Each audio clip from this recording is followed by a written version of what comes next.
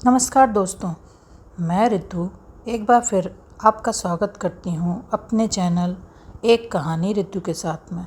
आज से हम शुरू कर रहे हैं हिंदी साहित्य के महान लेखक मुंशी प्रेमचंद द्वारा रचित एक बहुत ही प्रसिद्ध उपन्यास गबन।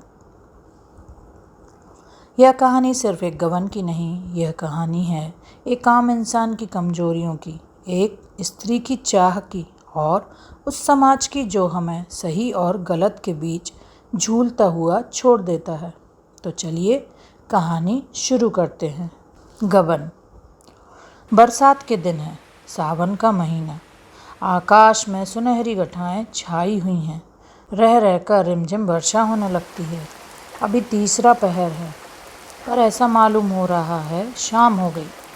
आमों के बाग में झूला पड़ा हुआ है। लड़कियां भी झूल रही हैं और उनकी माताएं भी। 2-4 झूल रही हैं, 2-4 झुला रही हैं। कोई कजली गाने लगती हैं, कोई बारहमासा। इस ऋतु में महिलाओं की बाल स्मृतियां भी जाग उठती हैं। ये फुहारें मानो चिंताओं को हृदय में धो डालती हैं, मानो मुरझाए हुए मन को भी हरा कर देती हैं। सबके दिल उमंगों से भरे हुए हैं। घानी साड़ियों ने प्रकृति की हरियाली से नाता जोड़ा है। इसी समय एक बिसाती आकर झूले के पास खड़ा हो गया। उसे देखते हुए झूला बंद हो गया। छोटी बड़ी सबों ने आकर उसे घेर लिया। बिसाती ने अपना संदूक खोला और चमकती दमकती चीज़ें निकालकर दिखाने लगा। कच्चे मोतियों के गहने थे, कच्चे लेस और गोटे, रंगीन मोजे, खूबसूरत गुड़ियाँ और गुड़ियों के गहने, बच्चों के लट्टू और झुंझुने। किसी ने कोई चीज़ ली, किसी ने कोई चीज़। एक बड़ी बड़ी आँखों वाली बालिका ने वह चीज़ पसंद की जो उन चमकती हुई चीज़ों में सबसे सुंदर थी। वह गिरोजी रंग का एक चंद्रहार था। माँ से बोली, अम्मा मैं यह हार लूँगी। माँ ने बिसाती से पूछा, बाबा यह हार कितने का है? बिसाती ने हार को रूमाल से पोंछते हुए कहा, खरीद लो, 20 आने की है, मालकिन जो चाहें दे दें। माता ने कहा, यह तो बड़ा महंगा है, 4 दिन में इसकी चमक दमक जाती रहेगी। बिसाती ने मार्मिक भाव से सिर हिलाकर कहा, बहू जी 4 दिन में तो बिटिया को असली चंद्रहार मिल जाएगा। माता के हृदय पर इन सदृशता से भरे हुए शब्दों ने चोट की। हार ले लिया गया। बालिका के आनंद की सीमा न थी। शायद हीरों के हार से भी उसे इतना आनंद न होता। उसे पहनकर वह सारे गांव में नाचती फिरी। उसके पास जो बाल संपत्ति थी उसमें सबसे मूल्यवान, सबसे प्रिय यही बिल्लौर का हार था। लड़की का नाम जालपा था, माता का मानकी। महाशय दीनदयाल प्रयाग के छोटे से गांव में रहते थे। वह किसान न थे पर खेती करते थे। वह जमींदार न थे पर जमींदारी करते थे। थानेदार न थे पर थानेदारी करते थे। वह थे जमींदार के मुख्तार। गांव पर उन्हीं की धाक थी। उनके पास 4 चपरासी थे, 1 घोड़ा, कई गायें भैंसें। वेतन कुल 5 रुपये पाते थे, जो उनके तंबाकू के खर्च को भी काफ़ी न होता था। उनकी आय के और कौन से मार्ग थे यह कौन जानता है। जालपा उन्हीं की लड़की थी। पहले उसके 3 भाई और थे, पर इस समय वह अकेली थी। उससे कोई पूछता, तेरे भाई क्या हुए, तो वह बड़ी सरलता से वो कहती,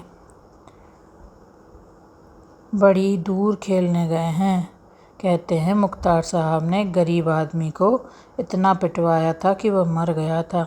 उसके 3 वर्ष के अंदर तीनों लड़के जाते रहे। तब से बेचारे बहुत संभल कर चलते थे, फूंक फूंक कर पाँव रखते।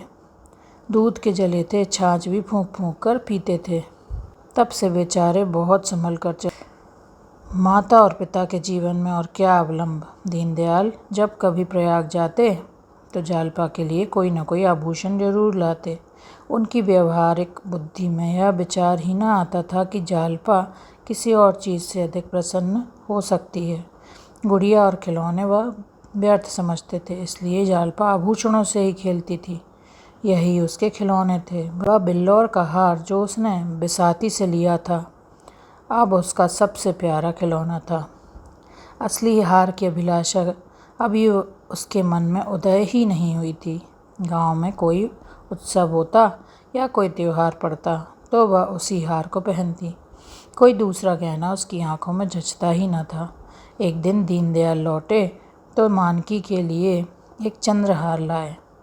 मानकी को यह साके बहुत दिनों से थी। यह हार पाकर वह मुग्ध हो गई। जालपा को अब अपना हार अच्छा न लगता। पिता से बोली, बाबूजी मुझे भी ऐसा ही हार ला दीजिए। दीनदयाल ने मुस्कुराकर कहा, ला दूंगा बेटी। कब ला दीजिएगा? बहुत जल्दी। बाप के शब्दों से जालपा का मन न भरा। उसने माता से जाकर कहा, मम्मा जी मुझे भी अपना सा हार बनवा दो। माँ बोली, वह तो रुपयों से बनेगा बेटी। जालपा बोली, तुमने अपने लिए बनवाया है, मेरे लिए क्यों नहीं बनवाती? माँ ने मुस्कुराकर कहा, तेरे लिए तेरी ससुराल से आएगा। यह हार 600 में बना था। इतने रुपए जमा कर लेना दीनदयाल के लिए आसान न था। ऐसे कौन बड़े ओहदेदार थे। बरसों में कहीं यह हार बनने की नौबत आई। जीवन में फिर कभी इतने रुपए आएंगे, इसमें उन्हें संदेह था। जालपा लजाकर भाग गई, पर यह शब्द उसके हृदय में अंकित हो गए। ससुराल उसके लिए अब उतनी भयंकर न थी। ससुराल से चंद्रहार आएगा। यहाँ वहाँ के लोग उसे माता पिता से अधिक प्यार करेंगे। तभी तो जो चीज़ ये लोग नहीं बनवा सकते वह वहाँ से आएगी। लेकिन ससुराल से ना आए तो उसके सामने 3 लड़कियों के विवाह हो चुके थे। किसी की ससुराल से चंद्रहार ना आया था। कहीं उसकी ससुराल से भी ना आया तो उसने सोचा, तो क्या माताजी अपना हार मुझे दे देंगी? अवश्य दे देंगी। इस तरह हंसते खेलते 7 वर्ष कट गए और वह दिन भी आ गया जब उसकी चिर संचित अभिलाषा पूरी होगी। मुंशी दीनदयाल की जान पहचान के आदमियों में एक महाशय दयानाथ थे। बड़े ही सज्जन और सहृदय कचहरी में नौकर थे और 50 रुपये वेतन पाते थे। दीनदयाल अदालत के कीड़े थे। दयानाथ को उनसे सैकड़ों ही बार काम पड़ चुका था। चाहते तो 1000 वसूल करते, पर कभी 1 पैसे के भी रवादार न हुए थे। दीनदयाल के साथ ही उनका यह सलूक न था, यह उनका स्वभाव था। यह बात भी न थी कि वह बहुत ऊंचे आदर्श के आदमी हों, पर रिश्वत को हराम समझते थे। शायद इसलिए कि वह अपनी आँखों से इस तरह के दृश्य देख चुके थे। किसी को जेल जाते देखा था, किसी को संतान से हाथ धोते, किसी को दुर्व्यसनों के पंजे में फंसते।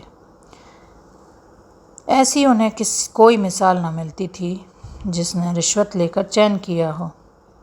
उनकी यह दृढ़ धारणा हो गई थी कि हराम की कमाई हराम ही में जाती है। यह बात वह कभी न भूलते। इस जमाने में 50 रुपये की भुगत ही क्या, 5 आदमियों का पालन बड़ी मुश्किल से होता था। लड़के अच्छे कपड़ों को तरसते, स्त्री गहनों को तरसती, पर दयानाथ विचलित न होते थे। बड़ा लड़का 2 ही महीने तक कॉलेज में रहने के बाद पढ़ना छोड़ बैठा। पिता ने साफ कह दिया, मैं तुम्हारी डिग्री के लिए सबको भूखा और नंगा नहीं रख सकता।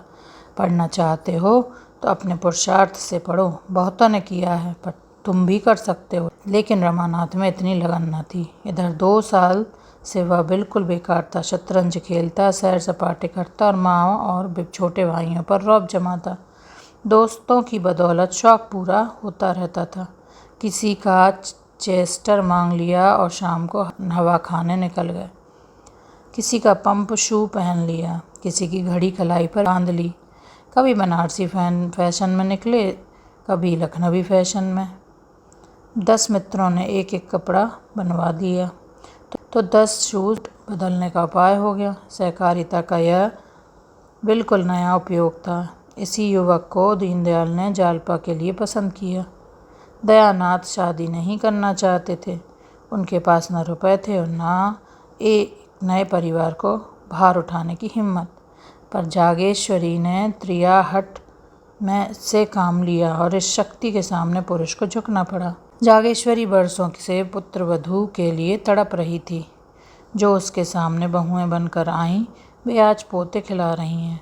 फिर उस दुखिया को कैसे धैर्य होता। वह कुछ कुछ निराश हो चली थी। ईश्वर से मनाती थी कि कहीं से बात आए। दीनदयाल ने संदेश भेजा तो उसको आंखें सी मिल गईं। अगर कहीं यह शिकार हाथ से निकल गया तो फिर न जाने कितने दिनों और राह देखनी पड़े। कोई यहाँ क्यों आने लगा? न धन ही है न जायदाद, लड़के पर कौन रीझता है। लोग तो धन देखते हैं। इसलिए उसने इस अवसर पर सारी शक्ति लगा दी और उसकी विजय हुई।